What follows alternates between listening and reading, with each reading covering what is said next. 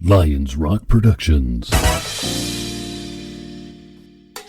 This is Jay This Moore. is Greg Proops. This is Jordan Harbinger. This is Dexter from The Offspring. This is Nathan This is East. Sebastian Younger. This is Rick This Marotta. is Stuart Copeland. This is Mick Gillette. This is Andy Summers. Hey, this is Skunk Baxter. This is Gabby Reese. This is Rob Bell. Hey, this is John Leon Guerrero. Hey, and this is Pete A. Turner.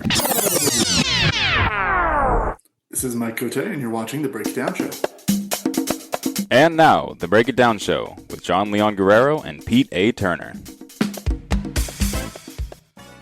There's a lot of side partners involved in this thing. Lebanon, Israel continue to have a conflict.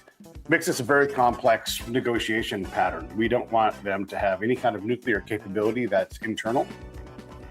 Where are we right now, man? What are your thoughts? What are we getting right? What are we getting wrong?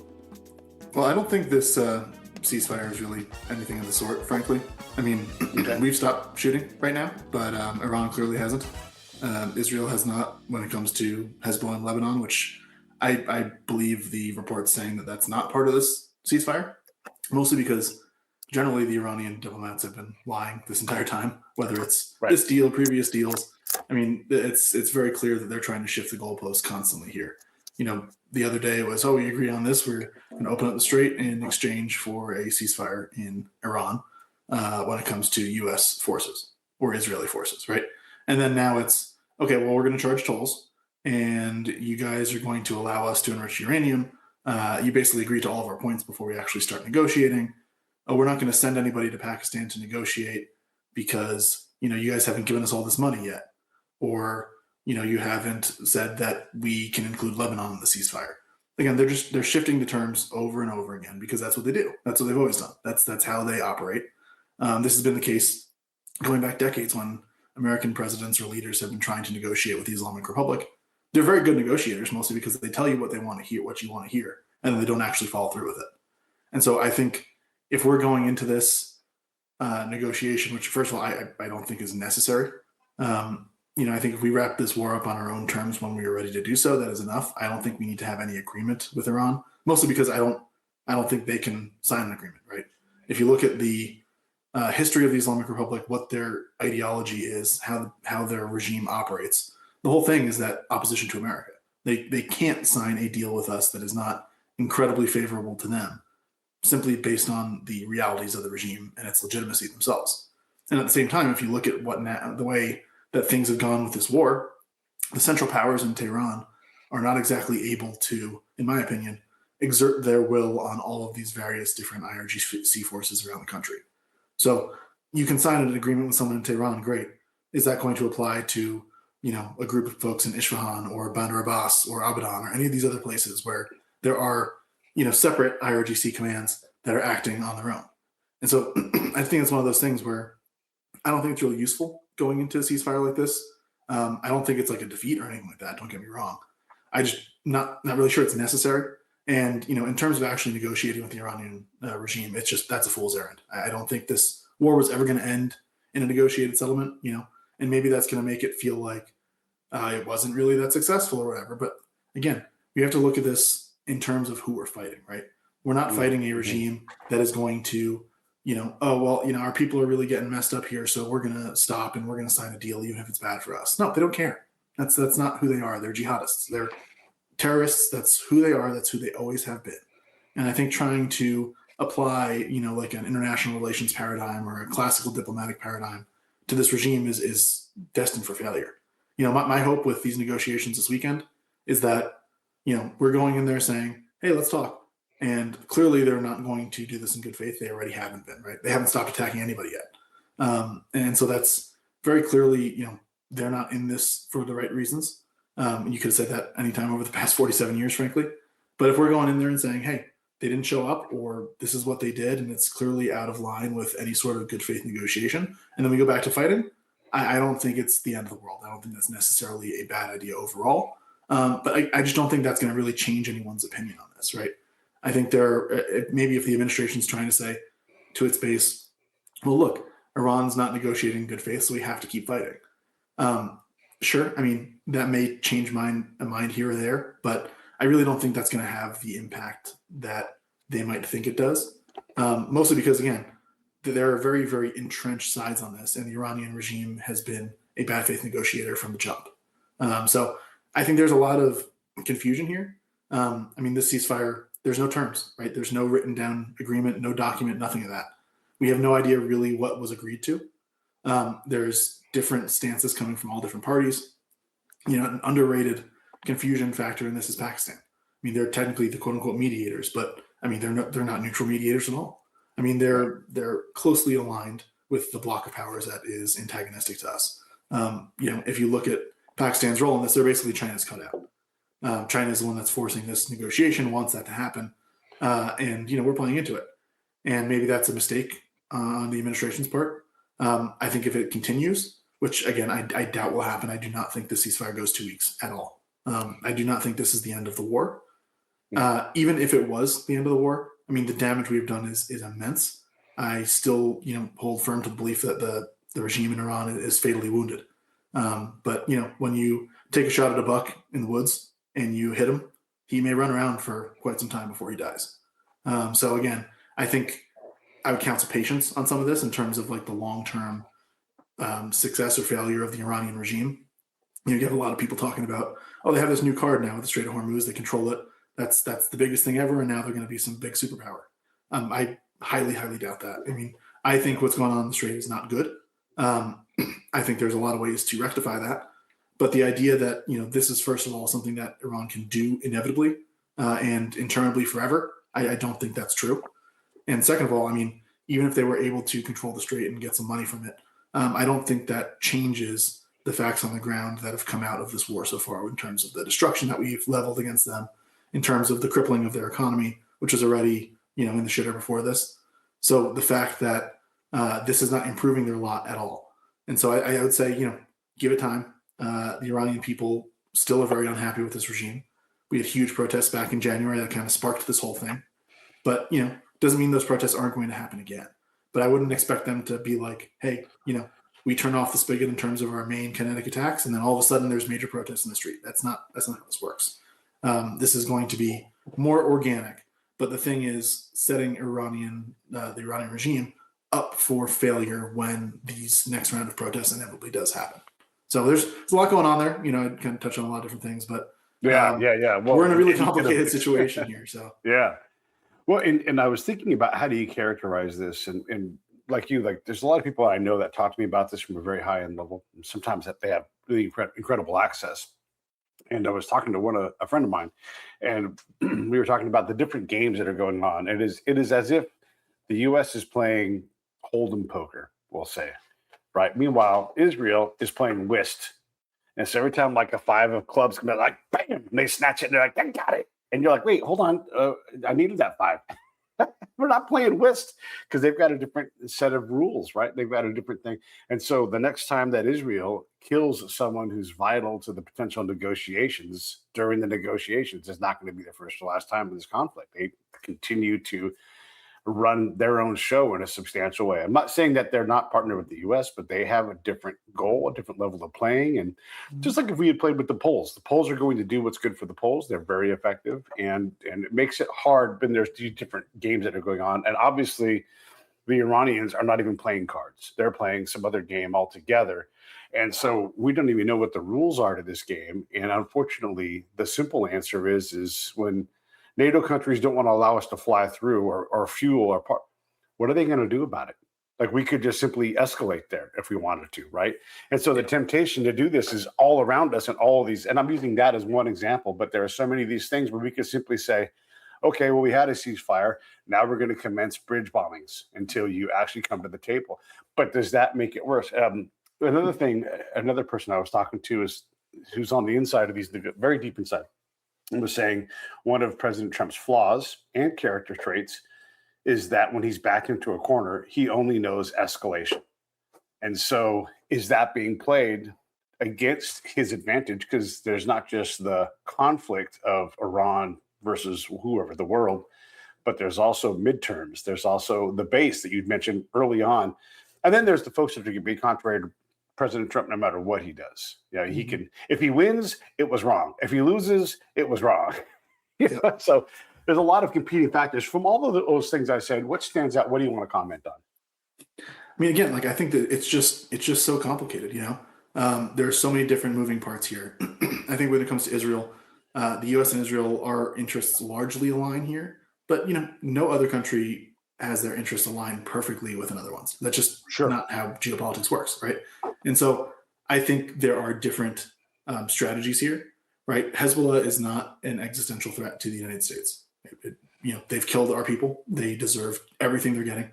But for Israel, it is, right? Like there are various UN Security Council resolutions saying that Hezbollah can't be in certain areas of Lebanon. None of those have ever been enforced. In fact, oftentimes the UN forces and the co-opted parts of the Lebanese government are basically incentivizing Hezbollah. That's not good. Israel can't handle that. And I think that's one of those things that folks in the U.S. don't always get with that particular conflict, is that realistically, Hezbollah was able to essentially depopulate large swaths of the Israeli north. And if you've ever been to Israel or seen it on a map, even, it's not a big country. It is small. It's like the size of New Jersey. It is not big. A lot of that territory is desert that's not necessarily populated to an extent that we would kind of consider normal. But then there's big population centers, and the north is a relatively large population center. Has a lot of tourism there, a lot of industry there, and people had to leave their homes for months and months and months at a time, simply because Hezbollah was able to fire rockets over the border. And when we're talking about rockets, we're not talking about like the kind of missiles or things that Iran is firing, or even things that like Hamas is firing, right? Hezbollah has that stuff too. But they're so close that they could fire like anti-tank weaponry over the border and blow up people's houses. Like that is close. And that is a threat that no nation would accede to. I mean, I think if we put ourselves in the Israeli shoes here, right? Say there are cartels in Mexico, they do attack American territory. But if they're doing so to the point where they could basically depopulate, large swaths of Southern California, we would not be okay with that. We would go in as hard as Israel is, if not harder, because that's historically what we have done, right? We kind of sit around until someone smacks us in the face, and then we get really pissed off, and we wipe them off the face of the earth, basically. So that's how America usually works. I think with this war in Iran, especially, where it's kind of a corrective to that in a way, which makes it slightly unpopular, frankly. But we're trying to take care of a problem before it gets to that point, right? And I think that's what you should be doing. So I think this is what we're doing is right. It is good. But there's a lot of competing factors here, especially like you're saying in terms of decision-making at the leadership level, right? I don't think the president cares as much about midterms as he may have in the past. I think part of that is, being term limited. I think part of that is kind of realizing that some of the folks that have been his biggest supporters may not have actually been his biggest supporters from the jump. Folks like Marjorie Taylor Greene, Tucker Carlson, people like that have, come out really, really hard against this war and against the president himself. And I think, we saw in a Truth Social or tweet or whatever yesterday, him kind of going full bore on those people. And again, I think that kind of, to an extent, is liberating for him. Not like Trump really cares too much about what other people think in a lot of ways. He does a lot in some ways, but in other ways, he's really his own man, right? He's going to make these decisions himself because that's who he is. But I think some of those pressures may be a little less than the past. But I think he's really impacted by economic pressures. I think that's a weakness there. Something like the Strait of Hormuz closure, right? It's increasing gas prices. They're significantly higher where I live. They're not, we're hearing all these things about these are the highest gas prices ever. And if you think about it in terms of the way AAA captures this data, which they've only been doing for the past 25 years, by the way, and it's not in real dollars, it's in nominal dollars. So if you know anything about economics, right, you can't really compare apples to apples in terms of currency unless you're adjusting for inflation. And when you adjust for inflation, we're not at the highest price ever, not even since 2000. And if you go back, we're not even close to what happened in the 70s, right, where there's rationing and gas lines. Like we are nowhere near that. Frankly, we don't really have a supply issue like a lot of other places in the world would, based on Hormuz. We have a price issue, as everyone in the world does, right? These are commodities markets, they're futures markets, they're fungible. It doesn't really matter if we don't buy our oil from the UAE. It matters that the price goes up overall for everyone. But there are places around the world, whether that's in Asia or Europe, that are going to soon feel actual supply constraints.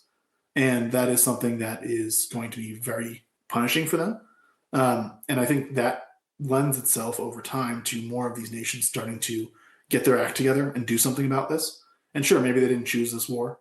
But, the fact that Iran is choosing to close down an international waterway plus, attack all these other unrelated countries, it really shows them for the threat they are, right? I always hear online, well, the Strait of Hormuz wasn't closed on February 27th, so this is all because of the war that we're fighting. That's true in the most basic possible, understanding of time, sure. But if you're thinking about the Iranian regime, they have never had any compunction about trying to stop neutral shipping in the waterways they have access to. They've done this in the 1980s. They've stopped American ships during the Obama administration. They captured a bunch of our sailors who were sailing in essentially international waters. They used the Houthis to close down the Red Sea for 2 years. Again, these are people who have no compunction about doing this at all. Right. They've shown they've done it before. And if you look at what they've been trying to do and what they were trying to do before the U.S. and Israel hit them hard in this war, they were trying to build up a conventional deterrent so that they could build their nuclear program and have it be essentially immune from strikes. And if you don't think that that would also be used to threaten the Strait of Hormuz, you're fooling yourself. Because again, that's the incentive that these folks have. They are not an actor that cares about international law. They're not an actor that cares about how this trade goes or who they impact. They want to get theirs, do what they can to advance their objectives, which are destroying Israel and the United States. And so the idea that, nothing would have happened to the Strait of Hormuz if we didn't attack. Sure, maybe it wouldn't be happening right now, but the idea that this wasn't going to be a sword of Damocles hanging over the heads of the entire world economy forever, I mean, come on, that's a joke to me. It's the same thing like with China and Taiwan, right? China's militarizing the South China Sea. They've been doing that for years. I mean, if you don't think that they're going to shut down that waterway or try to shut down that waterway during a conflict that they're involved in, you're joking yourself. And I think, again, it's trying to apply American or Western or, international law IR frameworks to countries that just don't buy that stuff. And in theory, all well and good, but yeah, it's not reality. Right. And they shouldn't buy our framework because it works to our advantage. Just like when we're, Totally. when Hegseth is like, we're going to blow things up. Well, no one's going to play by those rules. Like you can line up all the tanks you want. You can line up all the bombers. They're not going to play that way, and they shouldn't because they're trying to win. And that's a big thing. There's a couple things I want to ask you about. One of the things is and this was it's probably still true today. If Ukraine, the U.S. and Israel had elections, the current president probably wouldn't win. Who knows, right? But it's fair to say that Netanyahu doesn't want there to be an election because there's going to be a bill that comes due. Whether or not you agree with him, whether or not politically, but these guys have interest to stay in power. All three of them. Obviously, Iran doesn't even have a real legitimate, recognized worldwide leader right now, so we'll pull them out of the mix here. But there is something to be said about the survivability of this. You were talking about the commentators, Megyn Kelly, all the people that have turned on this version of Donald Trump. So when I see that, and I also see that we were looking at, and look, this is just forecast. Who knows, everybody? But greater than 5, possibly 6% economic growth. Obviously, the Democrats don't want that because they want to win midterms. President Trump would want that, but they made this choice to go to get combat and take on this very unwieldy opponent. So if you are saying, I mean, when they were talking about possibility of 5.5% growth in the economy, I was like, if you can get anywhere near that, wow, what a miracle that would be. That's gone now, right? With all the political conflict and now the Iranian conflict, that is a big thing to slide onto the cum line on the crap table. I mean, so that tells me that it's hard to say because it's Donald Trump, and he's such also a Iranian-like foe. They're like, why won't you do the one thing? But that's the example here, right? Like, there's a lot of money that just got pushed across the line that we're betting on 7. Maybe 7 happens, but man, if it doesn't happen, this shit gets really sideways. And why would you gamble all of this economic growth that seemed to be on the table and still waiting? Like the dam is building on that in a good way. I don't know, man. What do you think about all this political upheaval that's tied to all this conflict? Yeah, I think that you raised some good points there. I mean, when it comes to the economic growth stuff, I feel like at this point the president is looking towards legacy. Because I think you see all the stuff about the library, all that kind of stuff, the ballroom, even the Kennedy Center. And again, whether these things are good or not are very, very debatable. But I think he's clearly looking to make this long-term impact, and write his name in the history books, right? Because obviously, think about who writes these history books for the most part. It's liberal professors. So he's not going to be on the top 5 presidents anytime soon. And frankly, I would not put him there. But he's looking to make these long-term impacts that are not reversible. I think economic growth is something he wants, obviously. I think a lot of the changes he has made in terms of his administration, the first one and this one, deregulation, energy, those are really big things that are going to tell in the long term, right? But something like, changing the regime in Iran or in Cuba or in Venezuela, you cannot take that away from him. If it actually happens, right? A lot of the stuff is still up in the air at this point. But if you do those things, that is, good or bad, and whatever historians want to write about you, they can't skip that, because that's a real major historical event. And I think maybe some of the advisors he has around him are kind of leaning more in that direction now. I don't know, but it does seem like he's pushing more towards, hey, what am I going to be thought about in 20 years? And I think he's got a lot of negatives in that column now, and he's looking to put some positives that can't be, spun away or taken away from him. I think that's part of this. When it comes to elections, I mean, like you said, all those figures, you never know, right? I mean, look at World War II. Winston Churchill was kicked out of office in 1945. Yeah. I mean, again, it doesn't mean that they're not, and he got reelected, 10 years later. But it doesn't mean that these folks are not good wartime leaders. Again, you can debate whether they are or not, but that's not like a dispositive thing. You can be a great wartime leader, and then when the war's over, everyone's like, God, that sucked. Let's stop. Let's change horses. Because you don't need to rely on the same guy who's running the war, right? I think if FDR tried to run more after World War II, if he had survived, I would not be surprised if he had more of an uphill battle than he had in the previous terms. He obviously died before that were to happen, but even Truman had some issues in the various elections that he faced. So it's one of those things where, a war-weary country, even if you win the war, oftentimes it's kind of like, well, we need something different. I don't really want to think about this anymore. I think to an extent we've seen that a little bit in our politics when it comes to COVID. I think one of the reasons Trump lost in 2020 was because of COVID. I think one of the reasons Biden lost in 2024 was because of COVID. Their handling of those policies and people just wanting to be like, I don't really want to think about that shit anymore. That was terrible. It was exhausting. I didn't like it. And so I think you're going to get that, like you said, in Ukraine, once the war is over. I don't think Zelensky's going to be president for that much longer. It doesn't mean, again, that he's going to be seen by Ukrainians as some terrible figure. He's not. I really doubt that. But I think they're just going to be like, I'm tired of this, and we need someone new. And the smartest politicians realize that and kind of pull themselves out of that before they get smacked down by the electorate. But unfortunately, I don't really think we have too many of those politicians now who are willing to relinquish their power or their place because of that. And, when it comes to Israel especially, there's a lot more complicated factors here in terms of criminal trials against Netanyahu. Personally, I think those are fairly bogus. But again, that's something that's out there. And the funny thing with Israel and with Ukraine, frankly, if the leaders that are currently in power end up losing elections, it's not like the folks who are going to be winning those elections are going to be their exact opposites. The Israeli left is essentially dead and buried. That was October 8th, 2023. That was over. The people that are the opposition parties in Israel now are, half of them are folks that were previously in Likud, Netanyahu's party, and that he personally offended or got rid of because he wanted to keep control of the party. And so they're, having their own parties, but it doesn't mean that they necessarily disagree with most of the policies. If you look at even someone like Yair Lapid, who is the actual opposition leader right now in Israel and is, center left, I would say, he is getting upset with Netanyahu because he's not prosecuting the war hard enough. I mean, again, the idea that there's a faction in this country that's going to be like, we just need to give up and be friends with Iran even if they hate us. It's dead. It's not going to exist. I mean, there's Western and American wish casting on that sort of thing, but it's not reality based. And I would say the same thing with Ukraine, right?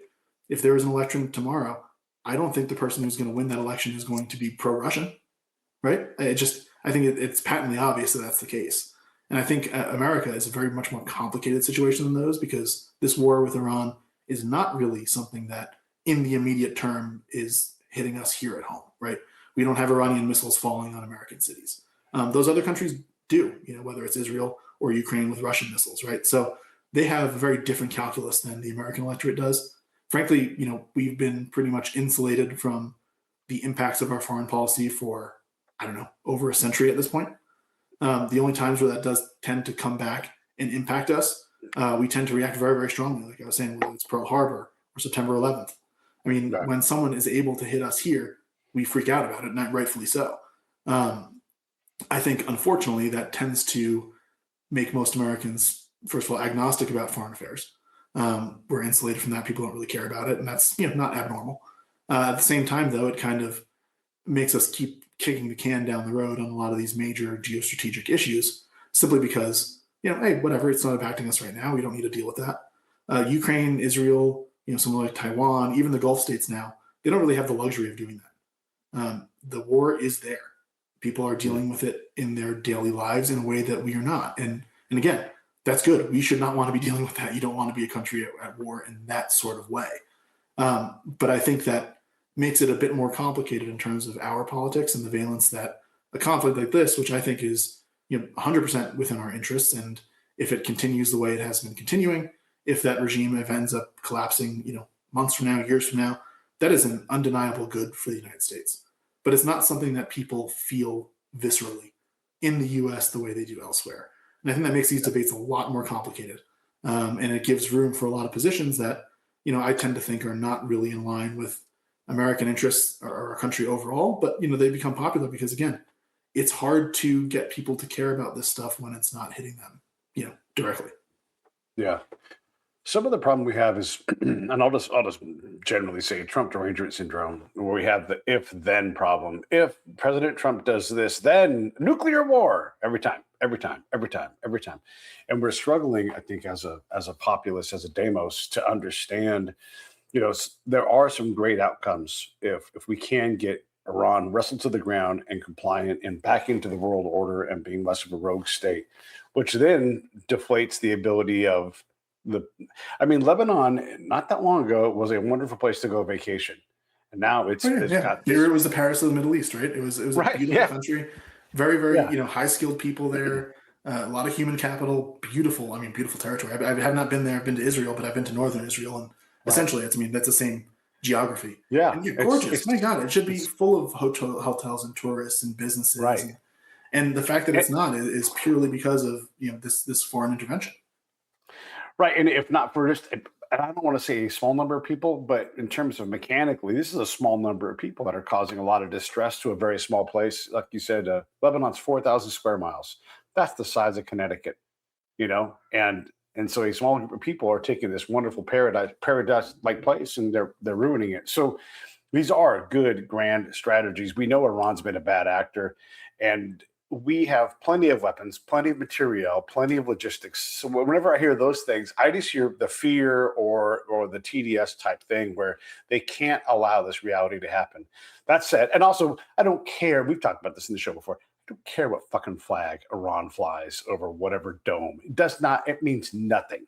That's just, to worry about that is to know nothing about who they are, nothing about Islam, and just getting wrapped up in something that has nothing to do with anything. And I want to say one more thing about all this stuff.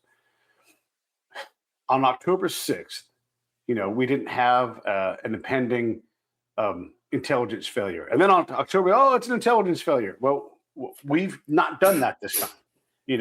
We're just going to have to, until someone can prove otherwise, believe that Iran was out. They were in the black and they couldn't be tolerated anymore. And they've acted like, they hate Israel. They've put it out in public statements from Khomeini that like, hey, we're going to irradiate that place.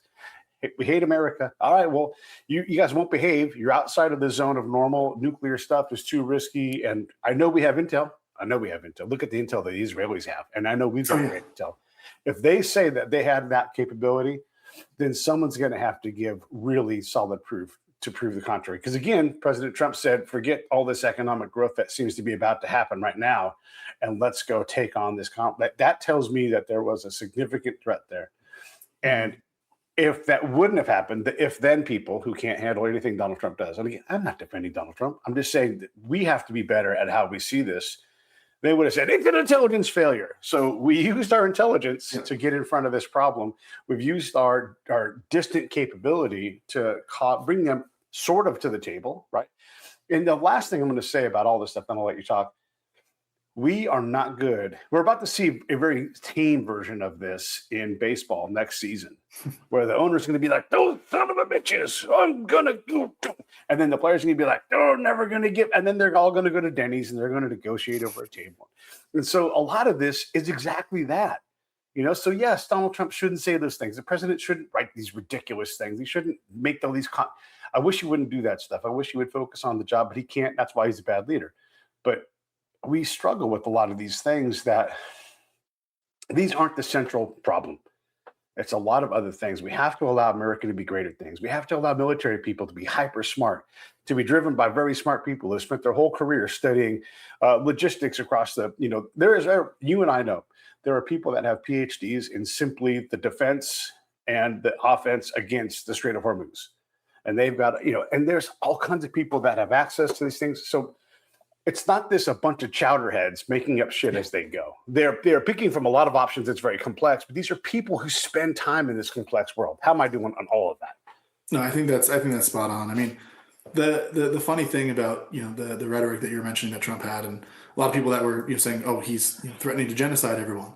I mean, come on, read the whole tweet again. I think it's a ridiculous tweet. It's something insane that the president would say something like this.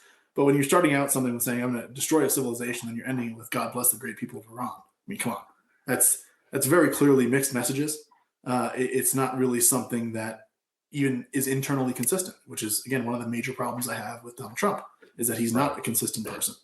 And, I think it's especially interesting when you have folks who are taking that very, very seriously, breathless media coverage about all that. And then, right. When Iran says for 47 years they want to destroy the United States, that's just rhetoric. I mean, come on. Again, one of these things has been acted on, right? The Islamic Republic of Iran has killed probably over 1,000 Americans at this point, when you count their proxies, when you count their IEDs, roadside bombs they used in Iraq. This is an enemy regime who has made no bones about doing that.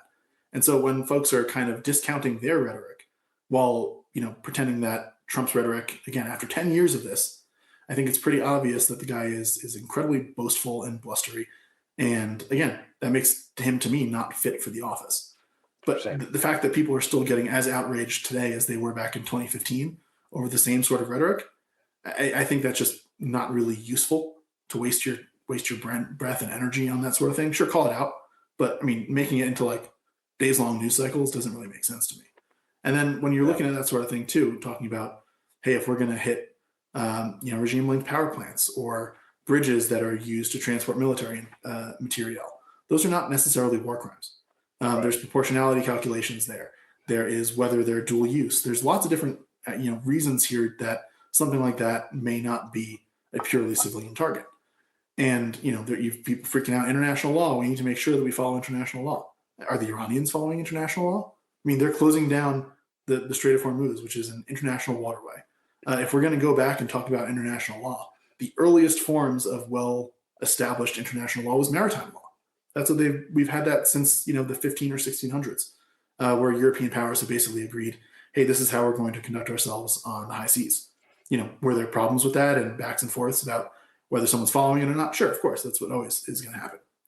But that as a concept that a country could not close down unilaterally an international waterway that they simply have access to, that is a long established principle here.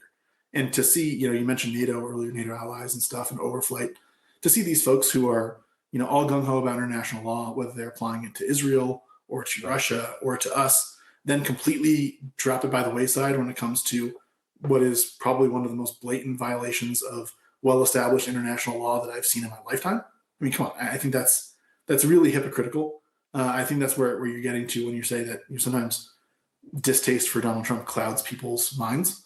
And it's even making, European countries essentially act against their own interests, right?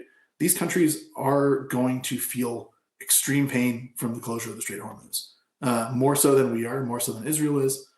Pretty much the only other countries that will experience more pain from that are the Asian countries that rely on that oil and the Gulf countries that are trying to export, right?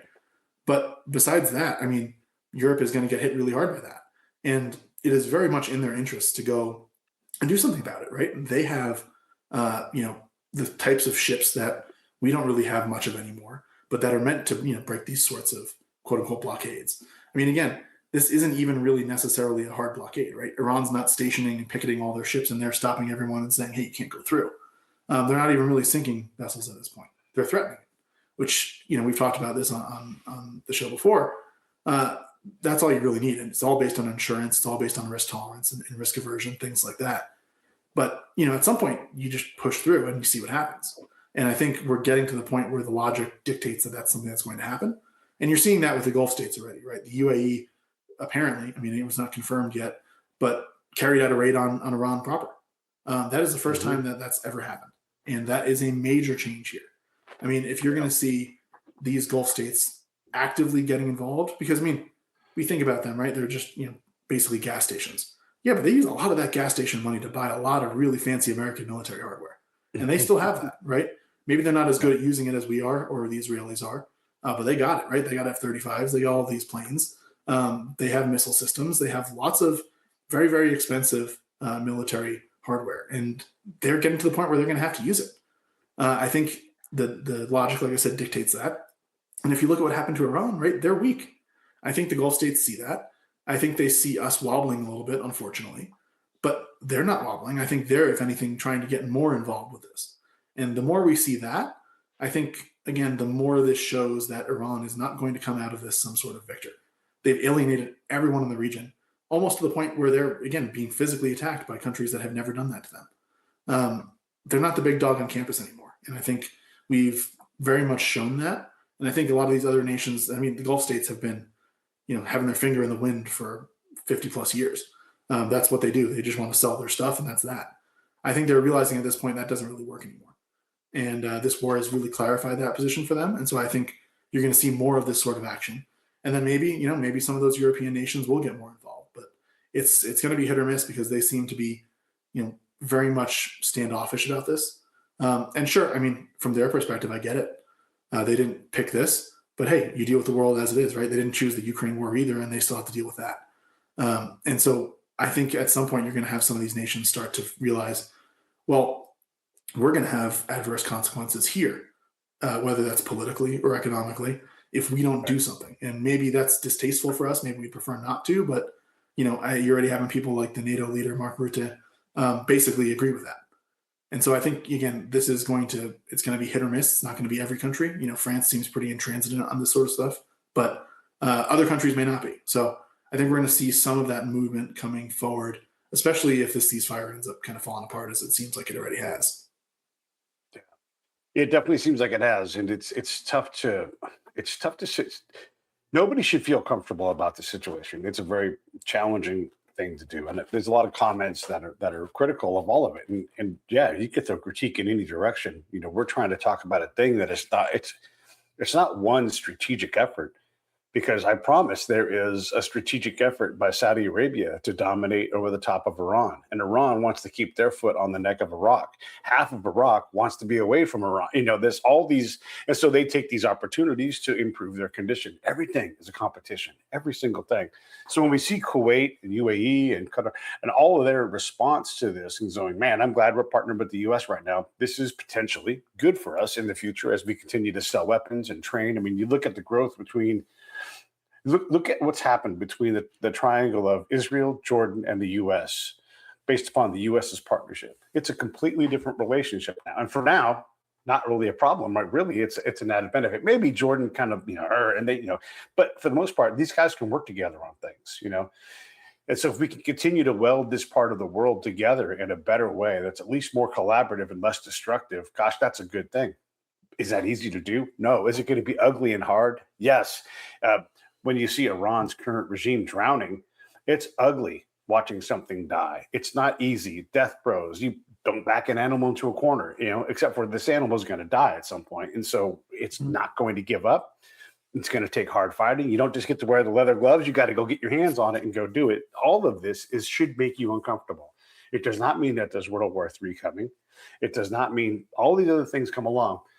It's also interesting, too, when you look at the big picture, and I'm trying to pull way back here, is JD Vance being involved in these negotiations.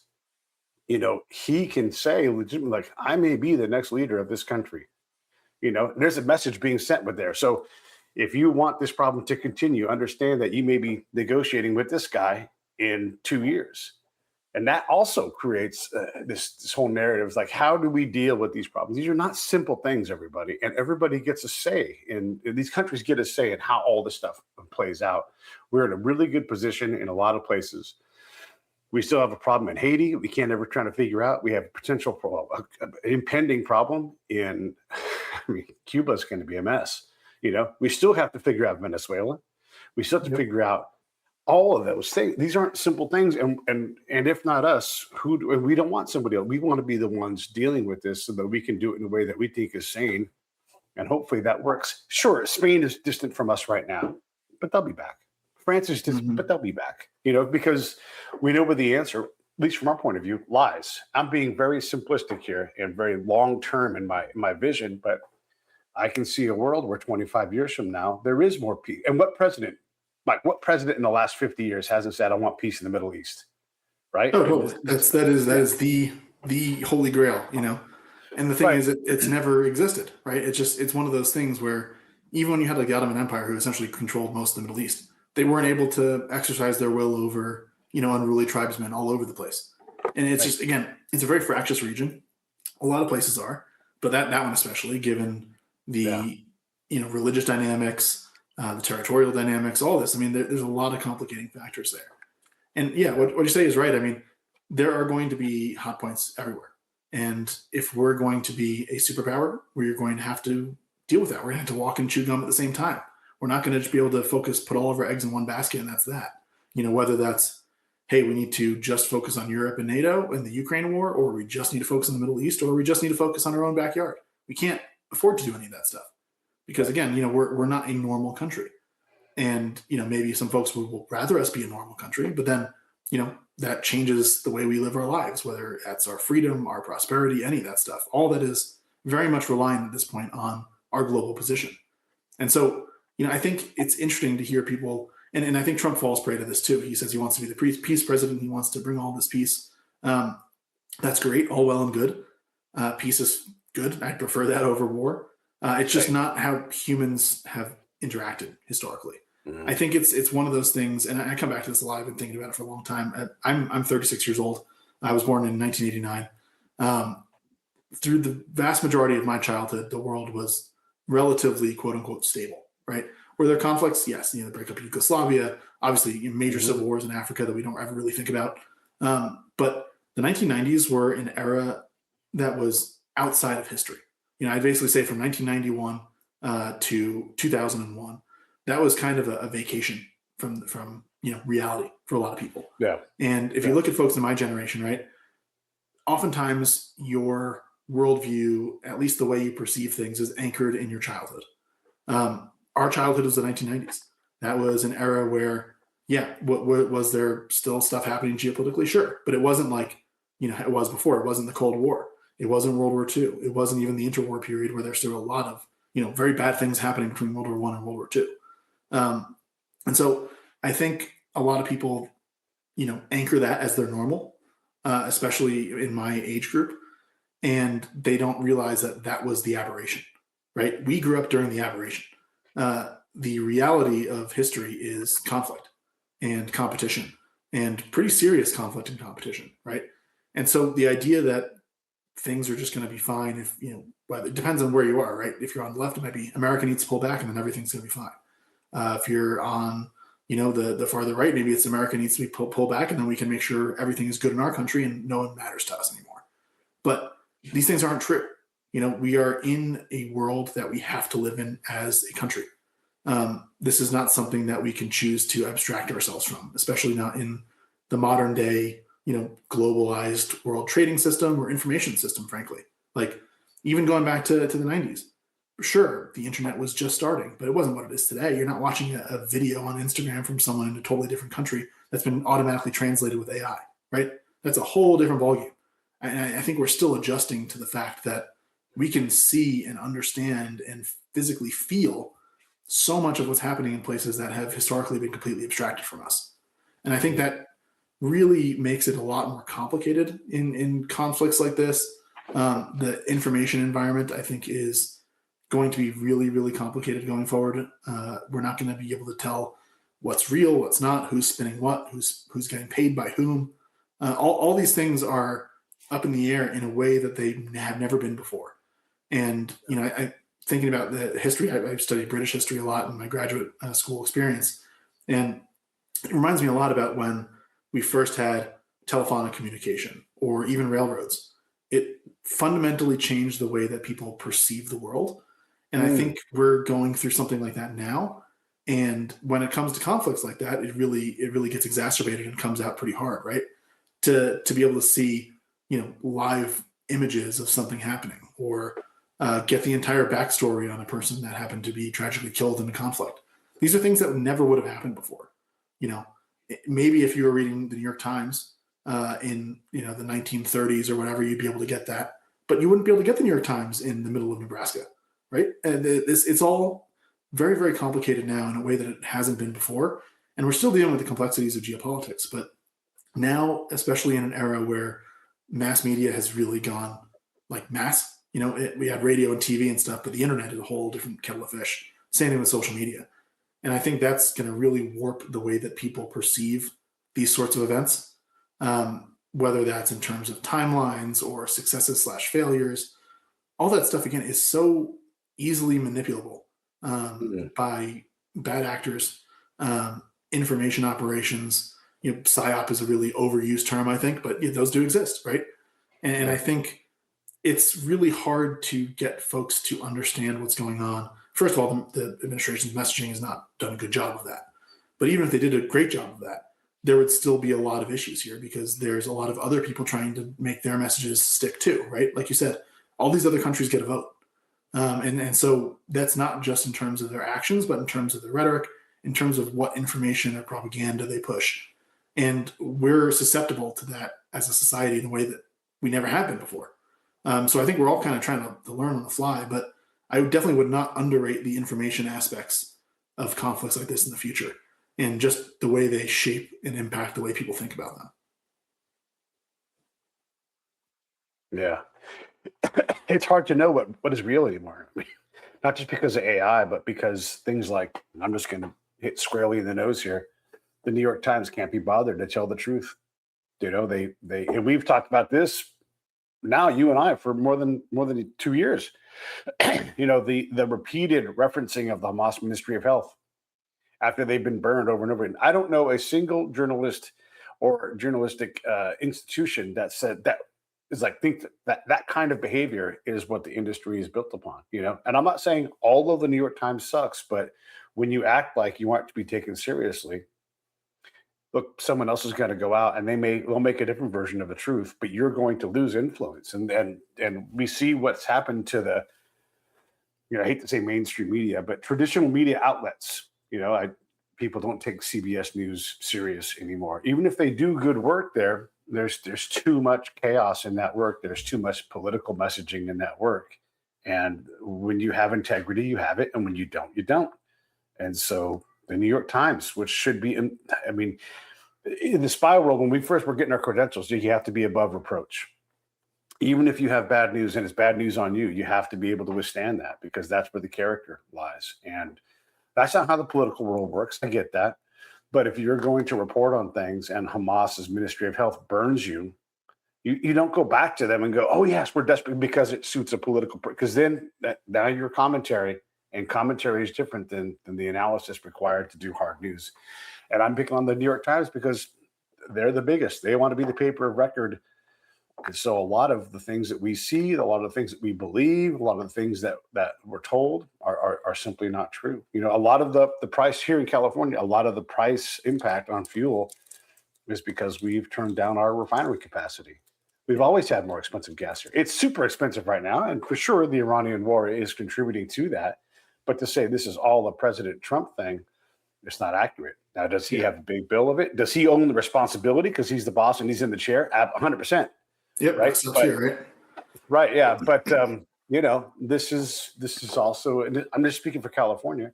We have expensive gas. Nevada and Arizona have expensive gas because we can't be bothered to lead the world in how to refine this natural energy that's in the ground. We can't be bothered with that. So that's great. It's part of our ethos here, but that costs money. Yeah, trade-offs, right? Always. Yeah.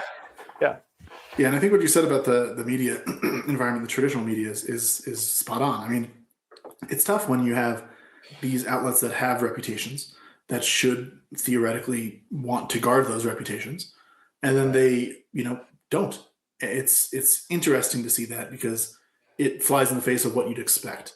And I think part of that is the stewards of these brands or these companies or institutions don't really feel like they have that same buy-in as they used to. And surely the folks that are the employees don't.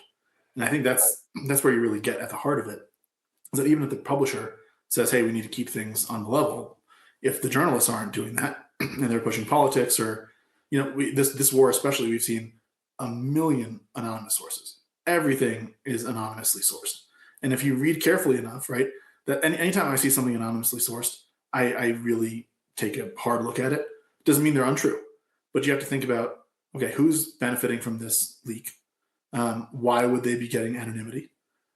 What phrasing is the reporting using, right? Is it someone familiar with discussions, right? Because that could be anyone. It could be a U.S. official. That could be someone who's currently in government. It could be someone who was in government 20 years ago. Right. There's no specificity there, and they try to make it sound as legitimate as possible because that's the goal, right? But you have to be skeptical as a newsreader and understand where might these things be coming from, right? When it comes to, for instance, a ceasefire, we're seeing things where, an unnamed official involved with the discussion said that Lebanon's part of the ceasefire. Okay, right. Is that an Iranian guy? Probably. Right. Is it a Pakistani one? Sure, yeah, probably. I mean, again, when you have on-the-record denials, I tend to prioritize those because that's someone putting their name to something. And, when you're looking at all these... Can you press pause there? Just press pause for 1 sec. And we had on-the-record denial by 50-plus intelligence officials that turned out to be utter bullshit, And so neither one of us is a big Trump fan, right? But when you do things like that, it's like, well, now your entire, like my industry, the intelligence community, you can't trust people like that. And I'm not against it. I've had people from that community on my show, from that list on my show. And when you talk to them in a collegial manner, they are critical of President Trump. They don't agree with the direct. All of that is fine. But when you write down and say this is Russian information, no. Yeah. It's one of those things where, and I think this is one of the things that I've noticed most over the past, decade of Trump. I mean, it's been 11 years now since he came down that escalator. It's that good enough is never good enough, right? Right. Whether that's on his side or on the opposite side, right? Like he's going to hyperbolize and exaggerate everything because that's how he's been since the 1970s, right? And the problem is you have his supporters doing that. Pardon me. And then you have his opponents doing that too. And so instead of, hey, there's some weird ties to Russia among some of his campaign officials, you get Trump as a Russian asset for 40 years. It's ridiculous. And so I think you're getting some of that, right? You can be critical of this war without rooting for Iran or without kind of buying their spin. And I think that's something we're seeing a lot of, unfortunately. Yeah. I have a lot of friends who are in the intel world who think that Tulsi Gabbard is an intel asset. They don't. And we all know better. Let's just pretend and say, okay, they'd be the worst kind of source because you can't control Donald Trump. And you don't know. And if you're really running an op like this, where you have this high level source, you're always asking yourself who's running who, because you have to be as runnable as they are so that they trust you, that they have something to gain from it. And you're not going to control someone like Donald Trump. You're just not. And DC, and this is the intel side, DC has acted like they don't care about penetration from other sources. They won't punish themselves when they have things that go wrong and they have intelligence leaks and you have people. I mean, the list of crimes that have gone unadjudicated in Congress with people and intel things, whether you've been exploited by Chinese assets or whatever it is, it's ridiculous. So none of that stuff I find to be credible when they say those things because we're not even acting like we care. Why classify anything? If we have the goods on Iran, give them up. Just 100% transparency there. We won't believe it anyhow. You can like, here is the phone call, here is the dude, here is the time, here is the recording. Back to AI.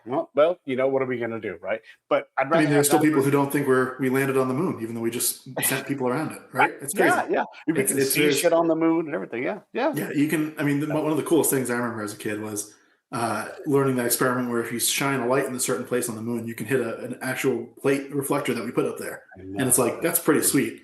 But pretty sweet. Again, people are going to believe what they believe. And I think, you know, this is kind of bringing it back to what we were talking about before to an extent. A lot of folks are saying Israel is losing the PR war in Gaza, right? That they lost the PR war. They lost the information war. I mean, sure, they're losing the information war now too with respect to Iran and Hezbollah. But they're winning the actual war, right? I think that's the key here. And, you know, you're saying, oh, there's European nations are isolating Israel. They don't like them anymore. Okay. Do the Gulf nations like them more? Yes. That's what matters, right? It's not like Israel's gonna face a major threat from France or Spain. Israel faces a major threat from Lebanon or from the Saudi Arabia or these countries that, again, have been publicly declared antagonisting them forever. Yeah. It's funny is that I think a lot of folks now, especially because, again, the media environment, social media, all of that, we focus on the message more than the truth in the hard reality of like life, right? If you can spin something as much as you want, right? The Iranian regime is spinning like hardcore that they're doing great, everything's wonderful. But, you know, if you look at the reality on the ground, their leadership, they're all dead. Their navy is sunk. Their air force is destroyed. Their ballistic missile capacity is at least half of what it was. Their nuclear materials buried under mountains. We rescued downed airmen from the middle of their country after setting up a forward operating base like 10 feet from their biggest city or second biggest city. It's crazy. Like, again, they can spin it as much as they want. But if you actually look at what is happening, the truth tells out. And I think that's where Israel has learned that. I think a lot of the Israeli public has learned that. You know, the political class certainly has.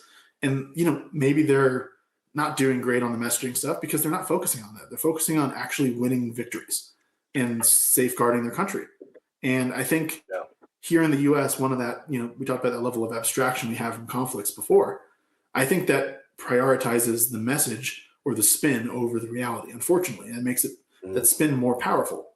But when you're actually there on the ground and you realize, hey, this is what has happened.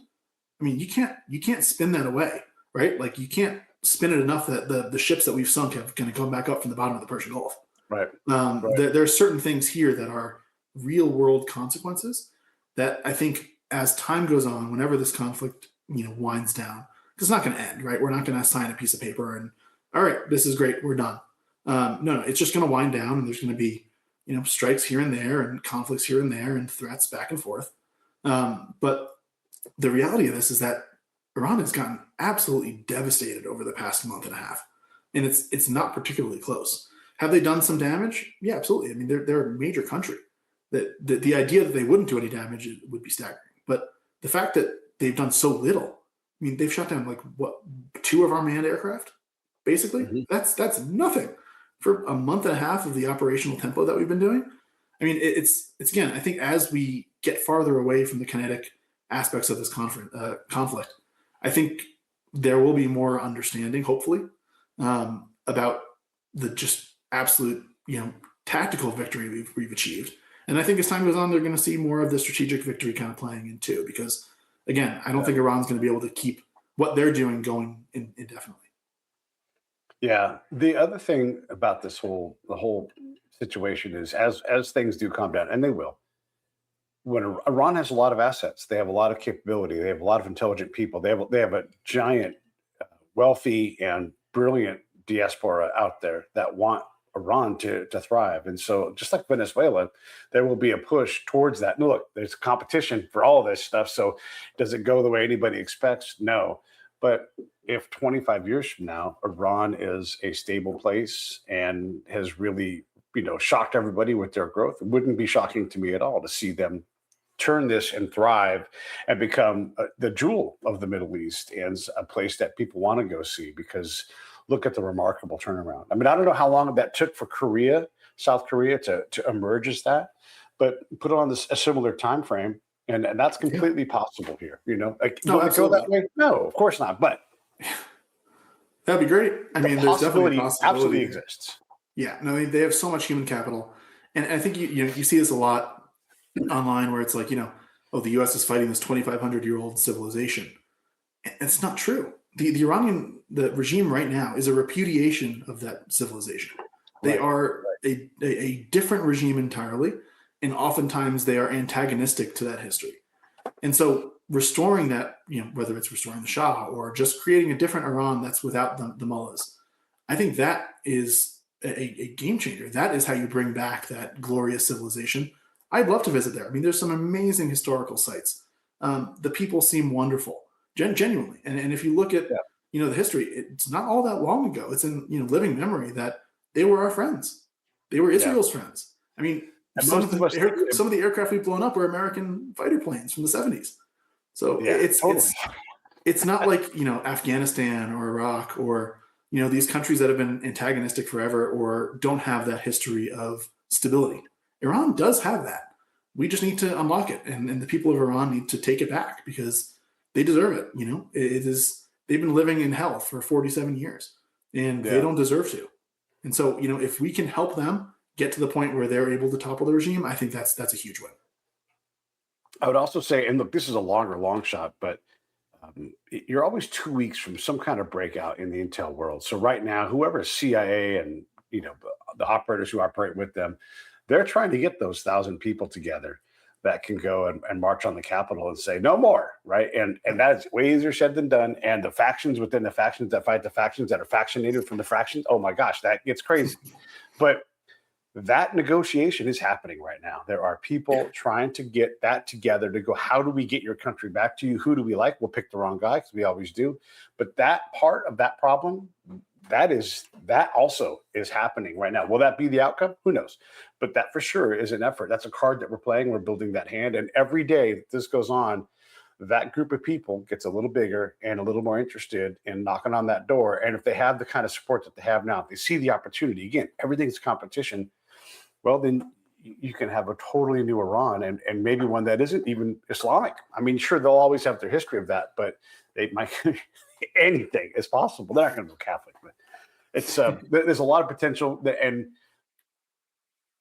there's so many areas where there's a lot of opportunity here. We can see the negative. Okay, great. Let's focus on that, but also let's bounce it out with some of the positive. They really can be a better place. And if all of this sort of cobbles together into a grand strategy where China is a little less capable in the Western Hemisphere, if Venezuela is no longer a thug state, if Cuba can just thrive and be what Cuba could have been before, all these things are on the table and brought to us by Donald Trump. Is he capable of leading us to that? Gosh, man, I think this is where I'm the most critical. I don't think he's capable of leading that. No, I think if anything, he's going to stumble ass backward into it.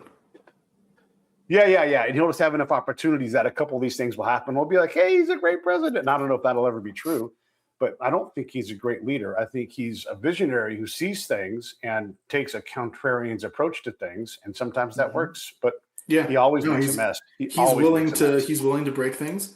And I think when it comes to foreign policy, there's been such a stultified, I hate the term uniparty at all. I think it's ridiculous, but there has been a broader consensus about what America should do especially in terms of like restraint, especially in terms of getting out of the Middle East, doing these sorts of things, pressuring Israel on the Palestinian question, or, being okay with these, antagonistic leftist regimes in our hemisphere.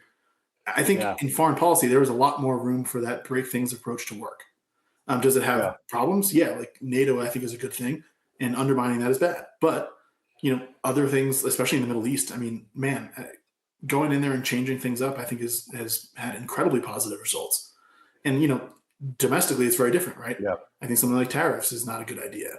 I think, the idea of the federal government getting involved in owning big shares of businesses is a bad idea. These are things where he's bucking the consensus in a negative way for me.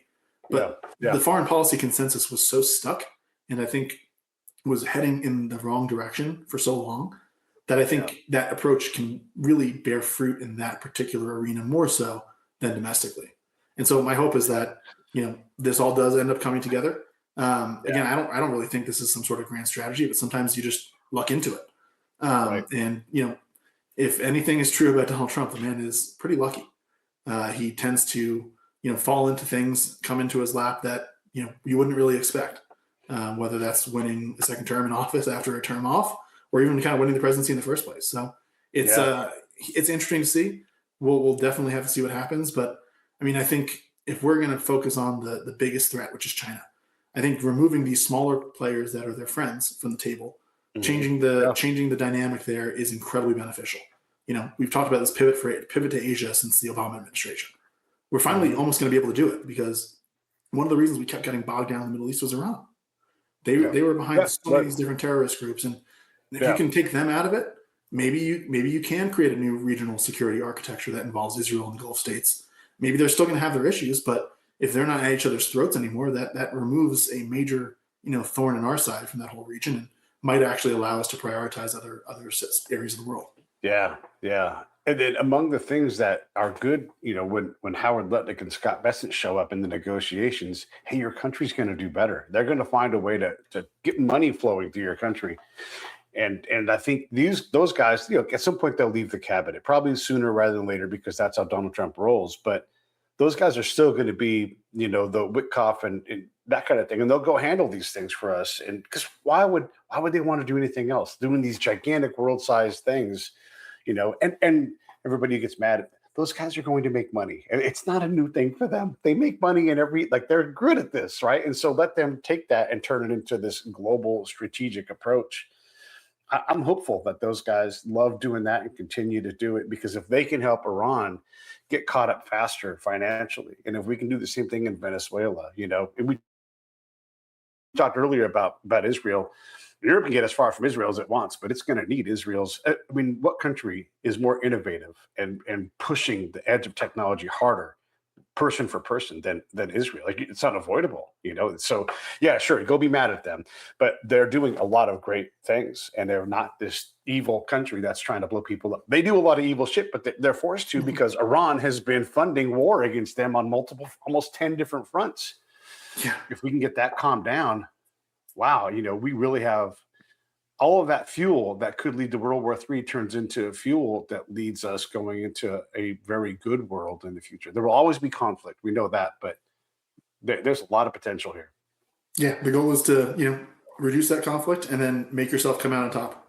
I think that's the goal is, you're not going to end everything. It's not going to be, heaven on earth, right? There's a lot of history going back, St. Augustine talking about city of God and city of man, right? But we're not gonna have that here on our planet. But we can make it so that if there are conflicts, we are on the right side of them. Our friends are more powerful than our enemies, and I think that's really what we need to be playing for here.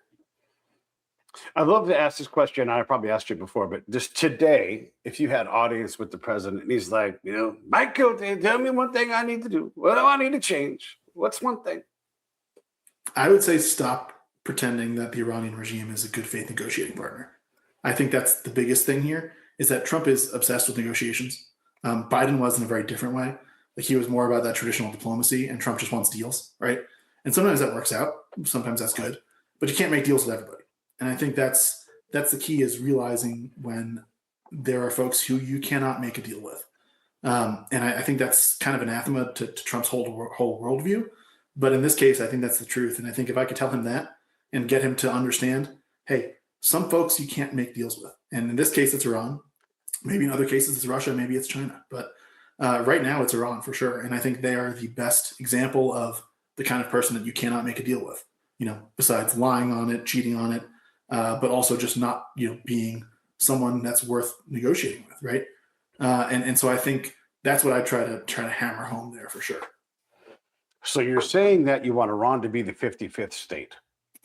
I'll take it, right? After Greenland, Cuba. I'll take Cuba, though. Put Cuba as a state. I'll take that anything. Yeah, no. There, Greenland, Cuba, Venezuela, and what's the other one? I don't know. I had somebody else in there. Diego Garcia, I'll take that too. Yeah, there you go. Yeah. Or Karg Island. Yeah. Oh, I guess we get the whole thing. We get Iran. Yeah. All right. Well, listen, I appreciate you taking the time. Is there anything else you want? We covered a lot of ground, and I know this stuff is tricky. And prepare for everybody. While we are doing this, I'm sure news is broken that invalidates everything, because exactly. I know that's the tough part about talking about this sort of stuff in real time, is that it changes in real time too.